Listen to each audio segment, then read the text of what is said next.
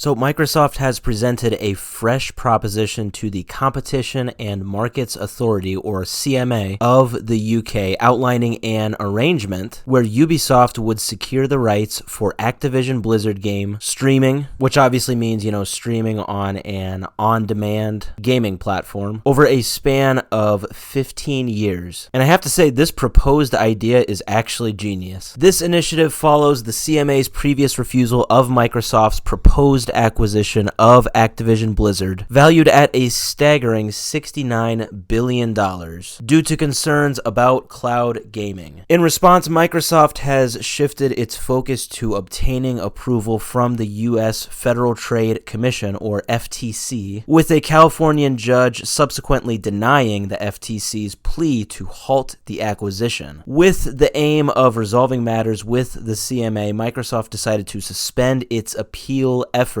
in the UK and has been engaged in discussions. The CMA, in response, extended the deadline for these negotiations to August 29th, which is a week from now. Now, as of today, the CMA has confirmed its rejection of Microsoft's original proposition. However, Microsoft has also introduced a very brand new agreement after this slight setback. So this revised deal suggests that the streaming rights for Activision Blizzard games on both PC and console would be transferred to Ubisoft, which is the creator of games like Assassin's Creed, for an uninterrupted period of 15 years. In an official blog post, Microsoft expressed its belief that this altered agreement represents a substantially distinct transaction under UK legislation, in comparison to the proposal from 2022 that was under the CMA's review. Microsoft has informed the CMA about this restructured transaction and anticipates that the review process will conclude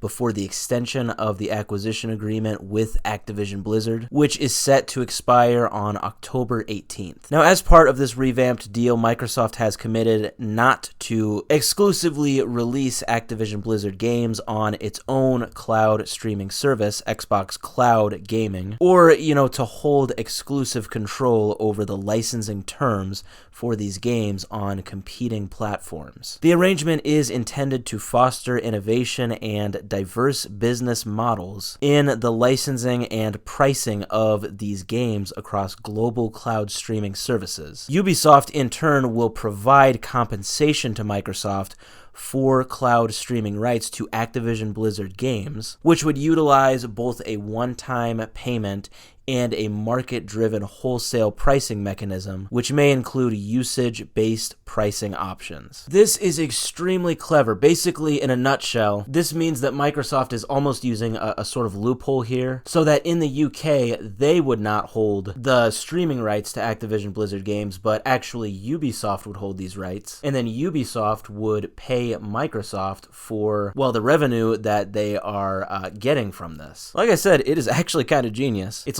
very simple, but it's also kind of well thought out. So furthermore, this deal permits Ubisoft to feature Activision Blizzard's games on cloud gaming platforms on non-Windows devices. While the CMA has acknowledged the presentation of the new deal, it has not yet granted approval. CMA's chief executive, Sarah Cardell, stated that a new Phase 1 investigation would be initiated to evaluate this deal. She emphasized that despite this development, the CMA's aim remains consistent to ensure that open and effective competition continues to stimulate innovation and choices in the evolving cloud gaming market. Kind of the usual jargon that, they would say. I'm not saying that she's necessarily lying, but rather this has kind of been their motto from day one with this deal. Hey, we're trying to just, make sure everything is fair and everything. And to an extent, I get it. Microsoft's Vice Chair and President Brad Smith shared via Twitter that they have submitted a revised proposal to the CMA for the acquisition, and, he highlighted Microsoft's efforts since the initial announcement in January of 2022 to, get this deal done. It's worth mentioning, by the way, that this proposal, it has obtained approval actually in over 40 countries. So the UK right now is kind of the biggest roadblock in the way. Microsoft expressed positivity about the impact of this development on players and the advancement of the cloud gaming streaming market as well as the industry's growth. They remain resolute in their dedication to bringing the benefits of the acquisition to players, developers, and the industry at large. In parallel, Bobby Kotick, CEO of Activision Blizzard,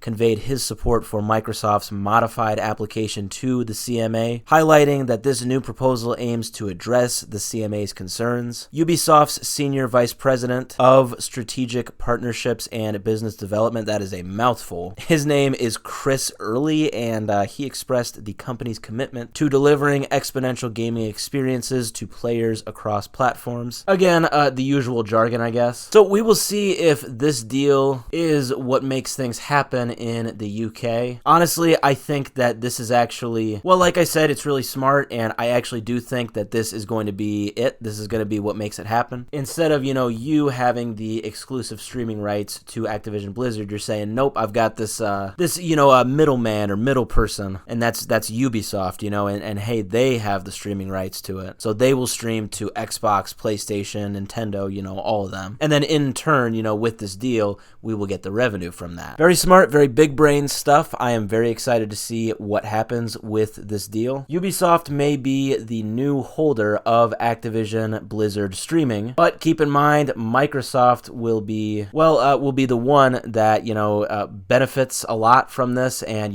they will get a lot of revenue from this new deal if it is approved in the UK.